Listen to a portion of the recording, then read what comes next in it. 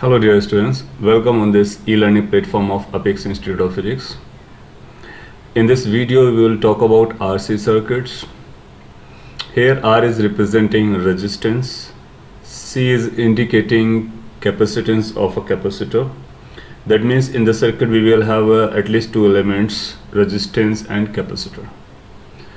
And there will be two types of circuits that we are going to deal with. In one will be the case in which the capacitor will be charging, another will be the case in which the capacitor will be discharging. So first here I am putting as a heading charging of a capacitor. So how a capacitor gets charged when it is connected with a battery, considering there is a resistance as well. So here's a circuit.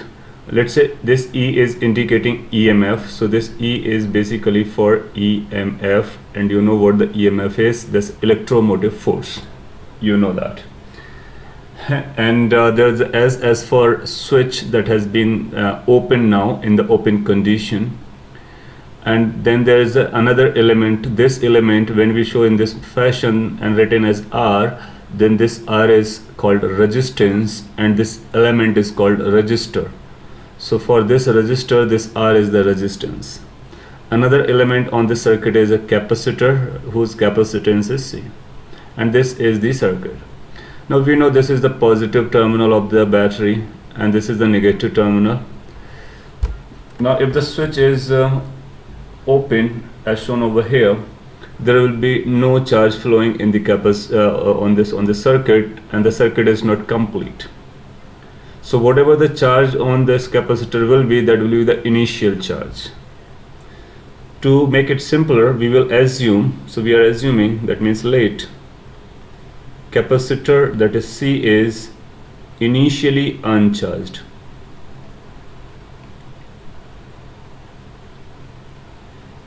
So when we consider it to be uncharged initially, that will have a meaning. What that meaning is, that means when the switch was not closed, the charge on the capacitor was 0. That means there was no potential difference across it. Now let's say switch is being closed, so we are closing it. So when we close the switch, the circuit becomes complete, and we need to take this time into consideration when the switch is being closed. So let's say this is the time when we started measuring, that means t equal to 0. So we will considering at t equal to 0, the switch is being closed. So also let at t equal to 0, circuit is completed, or S switch is closed. Now once you close the switch, the circuit becomes complete. And once the circuit becomes complete, this battery, which is the supplier of charge, will supply the charge. So how the charge will be supplied by the battery? We know the positive terminal will be supplying a positive charge that you can call later on as a current. So Q is going to move over here. This Q charge will be in the form of current and will be passing through this. Once it is passing through this resistance, it will be creating the polarity across this resistance, and this will be the positive terminal across the resistance, this will be negative terminal. That means current or charge is moving from higher potential to lower potential. Then this charge will be going over this and will be storing on this capacitor, with leading this positive, this negative, and storage charge will be Q. And that storage charge is going to be later on at any time, right? So at t equal to 0, we have just closed the switch, and this is how the charge will be at any time t. So just to make it separate, so let's draw this charge on this next circuit. So let's say this is the circuit that I'm drawing is at later on time t. So any general time t which has started from 0, we are talking about it. So at this time t, let's say I current is going or passing through, or you can say Q charge has gone through. So this will be plus polarity, this will be minus, as we just talked. This will be plus polarity, this will be minus, and at this moment, let's say Q charge has stored on the capacitor. Now this Q charge has come over the time t. So initially it was 0, then it has built up to Q, and at time t the charge is now small q, and the current that is running is I, and this current comes back to this negative terminal. This was positive as we have talked about, and this terminal is negative. So I have shown separately two figures. This is the initial figure when the switch was just closed, and this is the figure of later on time t. So our interest is to understand or study this general time figure. Now at this particular or at this general time, we would like to know what the charge on the capacitor is. So if we can find the charge q, this is going to be a function of time. That means this charge will be dependent on time, and if we put the value of time, we can find out how the charge on the capacitor is. Similarly, we can find the current at any instant. Now, since the heading is charging of a capacitor, so q as a function of time is the desired quantity we are looking at.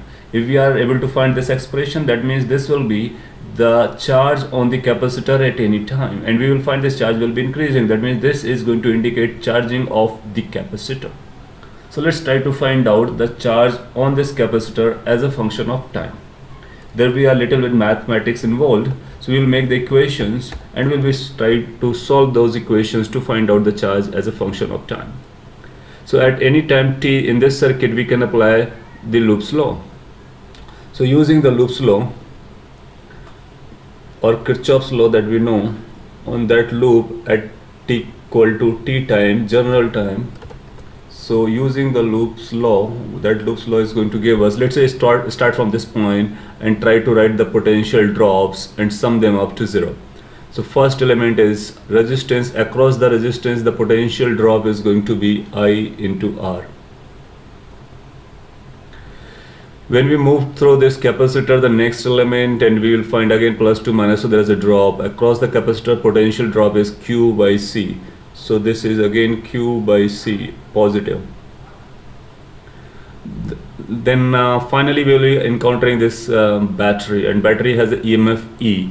And here if we move in that direction of arrow, we will find the potential is increasing. So because of gain in the potential, we will place a minus, EMF E equal to 0. So that's going to be the equation based on the Loops law. Fine, that's important equation. Also we can use definition of current. This definition of current we will be discussing in detail in the upcoming chapter. And current, you might be knowing, is basically a flow of charge. So current is the flow of charge. It's defined as instantaneous current is rate of change of charge with respect to time. So we will be writing as I as dq upon dt. So this is another equation. So we are getting two equations, one by Loops law, another by using the definition of current. So from here we can remember the current is defined as the rate at which the charge flows, or dq by dt. When we write dq by dt, it's instantaneous current, and we are writing the instantaneous current because we are interested in the current which is at time t, particular that's at instant t. Now using the equation 1 and 2, we can solve this two unknowns over here. There are two unknowns. One unknown is a current, another unknown is a q. So we are having two unknown, two equations, they can be solved. So let's just solve these two equations and try to find the final expression. So using 1 and 2, let's put the value of I on this from the second to the first, so it will become R. We are taking R outside, and I will become dq by dt plus q by c is equal to E. That's how we can write. Or we can say in the next step, this could be written as dq upon dt. Let's try to separate dq upon dt and take the all terms the right hand side, so it will become E minus q by c, then divide by r. So ultimately it will become E divided by r minus q divided by r into c, which we can write it as if we want 1 upon rc, we can take as a common, and in bracket you will find E into C, that's EMF into capacitance minus Q. Once we have written in this form, we can go further and we can separate the variables. So we can write dq divided by this EC minus Q can be taken downside, so that will become EC minus Q is equal to, this will be equal to 1 upon RC into dt. You can get how we are writing this. Now by writing in this fashion, we have sure that Q a variable is on the left side, T variable is on the right side. Then after we can go for integration on both the sides. So if we integrate on both the sides, so we need to integrate this side. So left hand side integration will be this. Right hand side integration, 1 upon RC is a constant, so we can take it outside. So integration will be of dt. Then we need to go for the limits.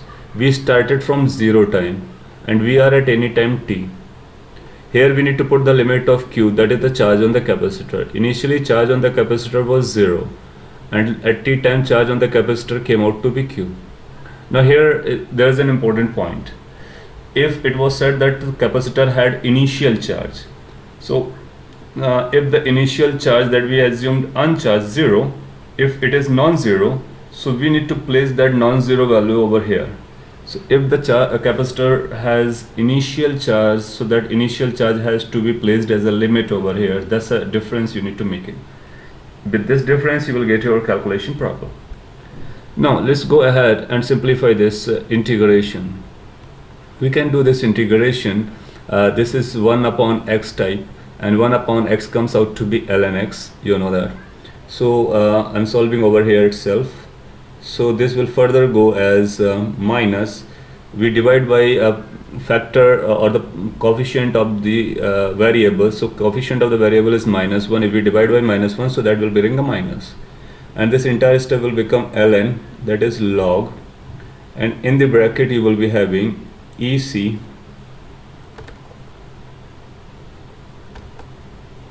okay, let me write proper, EC minus Q. So that's going to be left side integration, and we know that after doing integration we need to place the limits. So for that limit we are going to use this bracket, and we're going to put this lower limit 0, upper limit Q. And on the right hand side similarly we will be finding 1 upon RC is a constant that will remain as such, and integration of dt, you know, integration of dt will become t, and after putting the limit you will get the t itself. T minus 0 will be t. Now if we carry with this, then on the left hand side, once we are replace Q by Q, another time we will replace Q by 0. So I'm replacing it and writing this. So this could be written as ln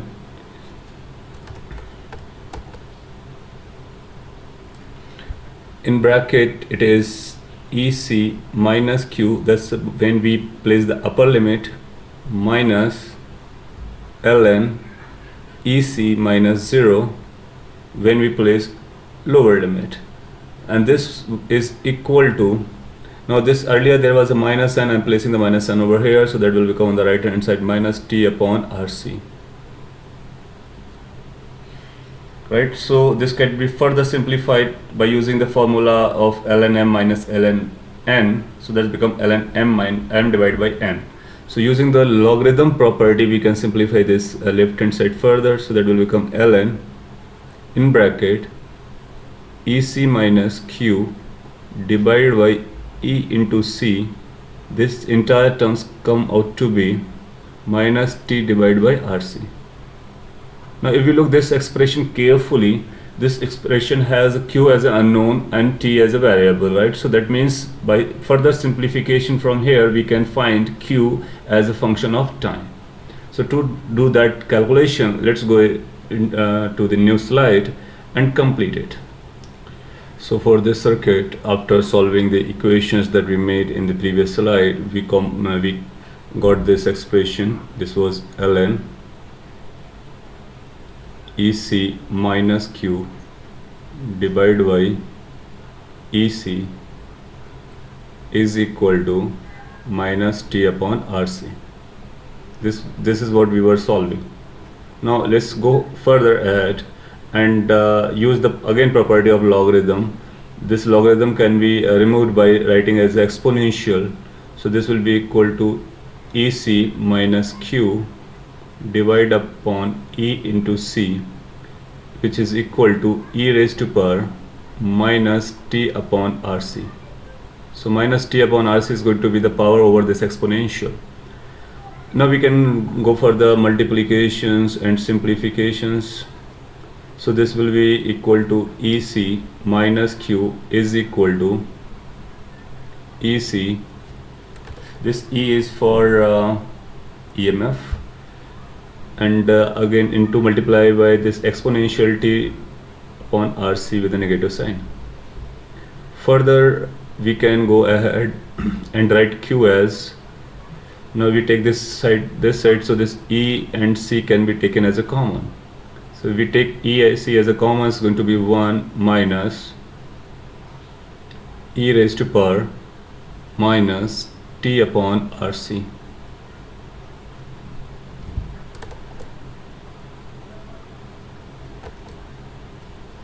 So this expression that we achieved ultimately is relating charge with time. So that's trying to say charge as a function of time. And Q is equal to EC. E is the EMF. EMF is known to us of the battery. C is the capacitance of the capacitor, that is known to us. Inside the bracket 1 minus E, this E is representing exponential power minus t upon RC. Again, RC are known, and t is the time. So that means charge depends on time by this complicated expression. And this expression you can practice to remember, and that's a good one. Now using this charge expression, we can find out the charge on the capacitor at any instant, which indicates that this expression is talking about charging of the capacitor. I hope it's making sense. Now we can interpret this expression in various ways. So let's say in this expression we try to place t equal to 0. So when t was 0, that means it's just or let's say just after the switch is closed. So I'm writing as a t equal to 0 plus. 0 plus means it is just beyond the 0. That means you have closed the switch and the time just started. At that instant, how much the answer would be. So we know when the time is just started, charge is going to be 0 because it was initially uncharged. And if we put the value of t over here, you will get the same answer back. So it's going to be E into C within the bracket 1 minus e raised to power 0. If we write e raised to power 0, that's 1 minus 1 becomes 0, so answer comes out to be 0. That says one important point. That means just after the switch is closed, the charge on the capacitor remains 0. It's a little bit important aspect. When the time was 0, switch was open, the charge on the capacitor was 0. But if we close the switch and then we watch just after, still the charge on the capacitor will remain 0, right? And this based on this property, you will get a couple of questions, and that's also important for the exam. Let's see how the graph, this circuit looks like when we have just after the connection has been made. So this is how it's going to look like. That means the capacitor that used to be here, that capacitor will have a 0 charge.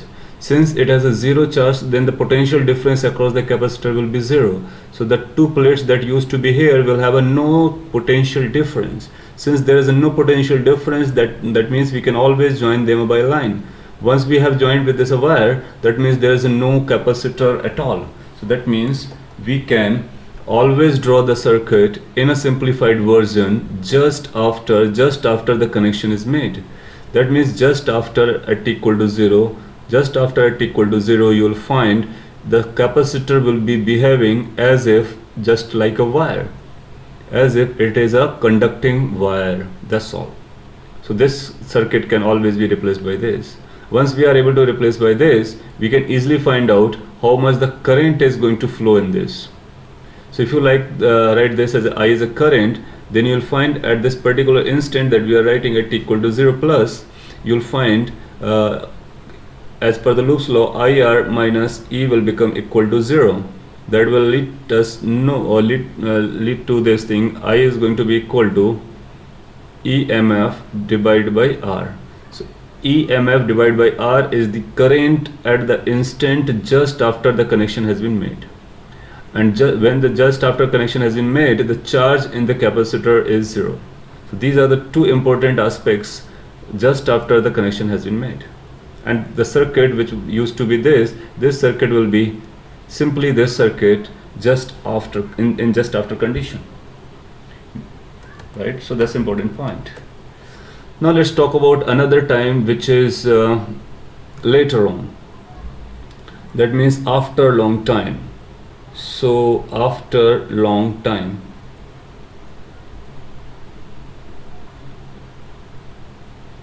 so that means there is sufficient time has been given for the switch to close and things are settled over here. So after long time means circuit has get settled, which is also known as steady state.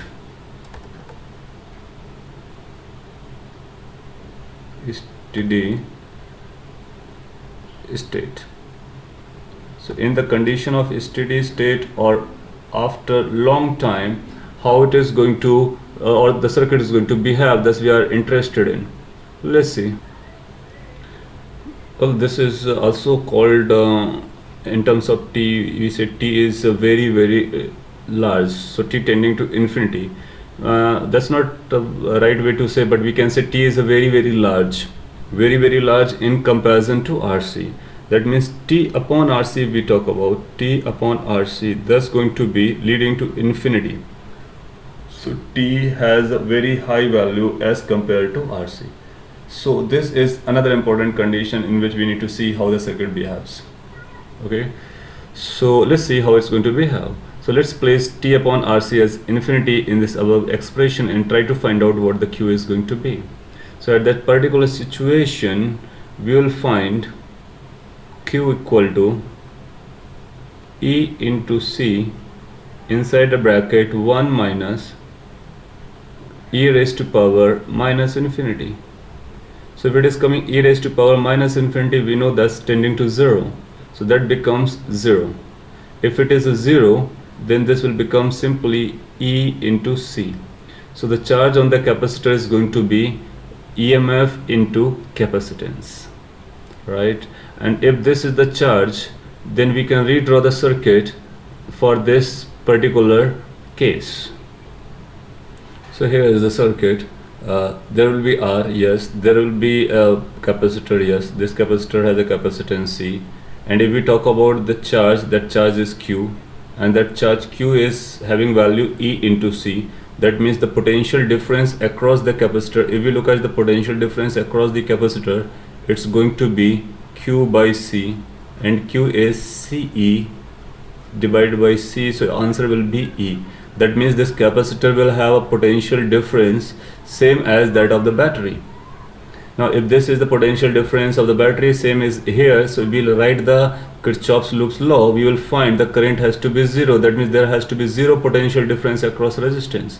So you'll find in this particular case, whatever the Q you are getting, that's a maximum charge, because after long time it will be having maximum charge, and that maximum charge comes out to be E into C. So that becomes kind of a formula for maximum charge in the capacitor. So when the maximum charge is achieved, it is achieved after a long time. How much that value is? That value is the capacitor capacitance into the EMF. And in that particular situation, this resistance will be having 0 potential difference, right? And how much the current will be? Then can we identify the current in that case? Yes, we can identify the current as I said, the potential difference across the resistance is 0. So that will lead to the current in the circuit to be 0. Current in the circuit to be 0. So we will find after a long time current in the circuit will be 0 and charge will be maximum charge is going to be this number. Now we can use this property to solve the complex RC circuits. in complex RC circuit, whenever it says steady state or after long time or t tending to infinite, in all cases what we are going to do, we are going to say that the capacitor gets completely charged, and once the capacitor gets completely charged, it does not allow any current to pass through. So that means the current through the capacitor will always be zero, whenever the switch has been closed since long time. So that's going to be another one important aspect to solve the questions. So there will be two types of questions generally. One, just after the connection is made or switch is closed, you will find I current is going to be flowing there, and that I is going to have this expression, and that's a maximum current you will find. And then you can say the capacitor will be behaving as if connecting wire, that's all, because it will have no potential difference at all. And after a long time you will find the capacitor will get completely charged, it will accept no more charge. That means the current through the capacitor will be zero. So we will be considering that means this branch will have a no charge flowing. Since capacitor is not allowing any charge to go, hence the charge through the resistance, hence the current through the resistance has to be zero. So why the current through the resistance becomes zero? Just because the capacitor gets completely charged, and once the capacitor is completely charged, it will not allow any charge to come in. That means it will not allow any current, so current has to be zero. Understood? So these are the two important points. Now let's see this expression of charge in terms of graphical representation, how we can represent it in the graph.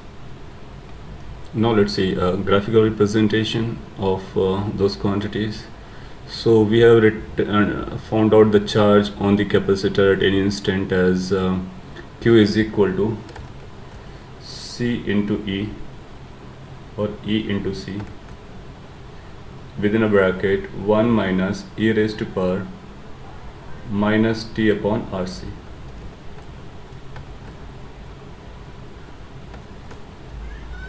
So this is the expression that we have derived just previously, right? Here this CE or EC is the maximum charge that will be accumulated on the capacitor after a long time. So we can say let maximum charge is Q naught. So if this is representing the maximum charge, so this Q naught is going to be equal to C into E. Also we take another symbol tau to represent RC. So R into C together is known as or represented by tau. This tau is called a time constant. So this tau is known as a time constant.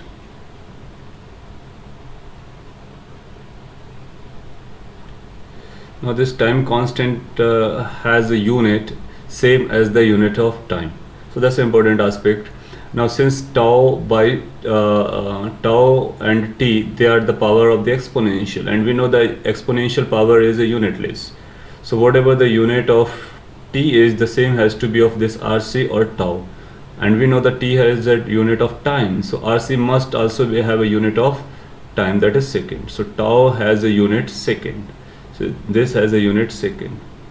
So many times in examination this has been asked what is the unit of RC, so we say RC has a unit as second. Okay, now using these notations we can rewrite this as small q is equal to, that means the charge on the capacitor at any instant is equal to Q naught, that means initial charge, that's not initial, rather this is the maximum charge, pardon. So maximum charge inside bracket 1 minus e raised to power minus t upon tau. So this is the another way of writing the same expression. Now if we want to plot this, that means q on the y-axis and the t on the x-axis, so the graph of this charge over the time is going to be as shown over here. So that's going to be the graph. Let's try to understand what the graph says. Now it says if we place the t equal to 0 on this, the charge comes out to be 0. Yes, we have checked it. We have checked it. When the time this time is 0, charge come out to be 0. So it start from 0, 0. Now we have also talked about after a long time the charge is become maximum, which is going to be equal to Q naught. So after certain time you will find the charge is going to be Q naught, and it cannot be more than Q naught. So that means there is going to be a layer or a level beyond which this graph cannot rise. So this graph has to rise, that means charge is increasing and cannot go beyond one particular level, and that particular level is C into E, and that's also called as Q naught, or we can call it as a maximum charge. So maximum charge in the capacitor is going to be the upper limit. So it will start from origin and cannot go beyond this particular level, and it follows this exponential. So it's going to be exponentially rising up, and then getting horizontal over the time, and at infinite time, after long time, it's going to just touch this line, which is boundary line. Fine. So this is how the graph of Q versus T is, that means charging of the capacitor is. Now one more important calculation is there. Now if we place this T as a particular number, which is tau, so if T is equal to tau, that means RC, that means time constant. So after one time constant, how much the charge will be on the capacitor, that's what it is trying to find. So if we replace T by tau, so this expression will become Q is equal to Q naught within a bracket 1 minus e raised to power minus tau upon tau, that's minus 1. Now if we simplify this, so this will become Q naught 1 minus 1 upon E. Now E has a numerical value, it's a 2.37 or something. So if we put the value of E and then divide, then simplify, then we will find this term comes out to be 0.63 Q naught. So that means when the time is equal to one time constant, then the charge on the capacitor is 0.63 of Q naught, that's maximum charge. That means 0.63 times of the total charge gets charged only in one time constant. So if this T equal to RC, which is tau, if I place over here, then we'll find the charge will come out as a 0.63 of the maximum charge, which can be summarized as, that means capacitor charging is faster initially. So its charging rate is faster initially, and it is so fast that within one time constant 63% capacitor gets charged. So we can say 63% charging of the capacitor takes place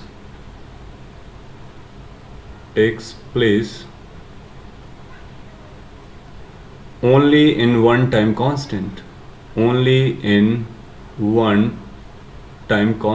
tau. So only in one time constant tau we will find 63% charging takes place. So this is the charging of the capacitor in terms of charge. Now we can also talk about the same thing in terms of current. So if we're looking for the current, we had one equation, if you remember. Equation was I is equal to dq by dt. In order to find the current as a function of time, we need to simply place the value of q and apply this operator which is called differentiation with respect to time. And if we put this value of q and go for the differentiation, then we will get the answer. So let's put the value of q. Q is q naught, which is a constant, and there is a bracket 1 minus e raised to power minus t upon RC. Now we say q naught is a constant, we can take it out, and q naught is basically C into E, so write it as a C into E. And let's go for the differentiation. One will have a zero differentiation minus, we know e raised to power whatever it is, that remains there for differentiation, but we need to multiply as per the chain rule further differentiation, so that further differentiation is going to be minus 1 upon RC. Now if we simplify these terms, so I will turn up as this minus and this minus will get plus, RC and C will get cancelled out. If I write directly, it's going to be E divided by R, e raised to power minus t upon RC. So that becomes the expression for current in the circuit of RC. So when RC circuit is charging, the current in the circuit is written by this expression. here we can find out the current at t equal to 0. If we place the t equal to 0, current is going to be E upon R, which is the maximum current we have talked about. And if we place t equal to long time, so this term will become 0, so current will become 0. That means after long time there will be no current there. So if we carry with this, then we can say just after closing the switch, the current was E by R. So we can assume let I naught is indicating E by R. So that's the maximum current.